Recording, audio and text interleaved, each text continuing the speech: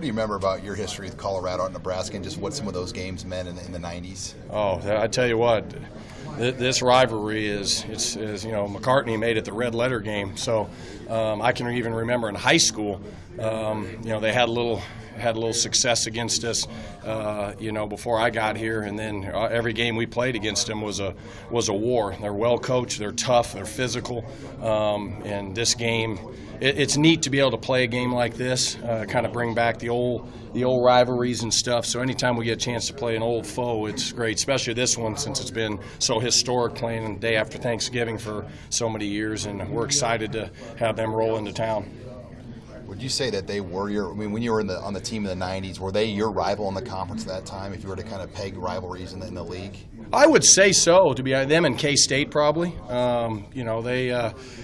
They had Cordell Stewart, Rashawn Salam. They had all those, great players. Westbrook. I mean, there's 100 of them. They did a great job recruiting, and they won a lot of games. So, that was a fun time. So it'll be good to see the old buff on the side of the helmet when we play on Saturday. I know you can't talk specifically about guys that you're recruiting actively, but has what you've identified as your needs for 2019 sort of fluctuated over the past few months as your room has taken shape and you got Maurice cleared and then Trey retires and? Well, I think when we look at it, it's a constant evaluation. It's like an NFL deal. You're always looking to how can we make each room the best, and what's the best plan for that. We got to look at age. We got to look at we don't want to have too many deficiencies. In each room in terms of having too many of this age group or that age group. So, we're always evaluating that. At the end of the day, we want to get great football players that'll help us and fit us. And so in recruiting, that's what we're constantly doing, knowing that it could change based on a lot of scenarios.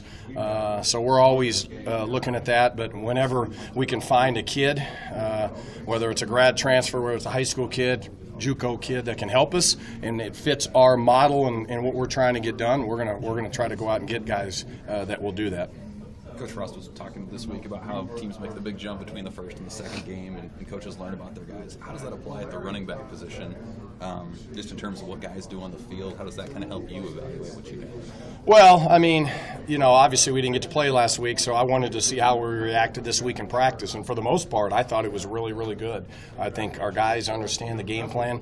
They've made plays. We've done a great job in pass protection, which is big. So I think we definitely improved. To be honest with you, this week, even though we didn't play a game. When we play Saturday, now we get to, bullets are flying from another team.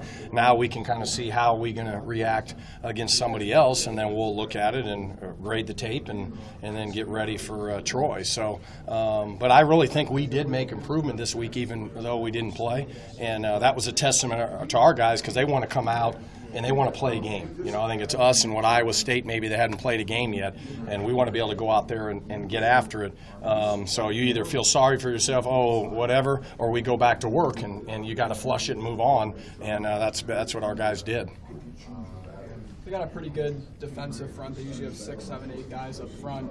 How are you guys going to counter that? You guys going to stick with the same running backs, switch them in and out? Oh, yeah, we'll have our same plan. They run defensively very similar to what our guys do from a schematic standpoint. So what's big for us is we've been able to see a lot of what they do, what they do every day in practice during fall camp and then different periods that we go through. So that's been really good for us because we have everything in place when we play an odd team. So that we'll have our new wrinkles for them, but nothing's going to change. We'll have our guys, we'll rotate them in. I want my guys fresh, and we're playing 100 miles an hour, and then the next guy needs to go. Don't save yourself. Don't worry about plays. You just play that play, and then you worry if you're in or not the next one. If I feel like you're fresh and ready to go and it matches what we're going to call, great.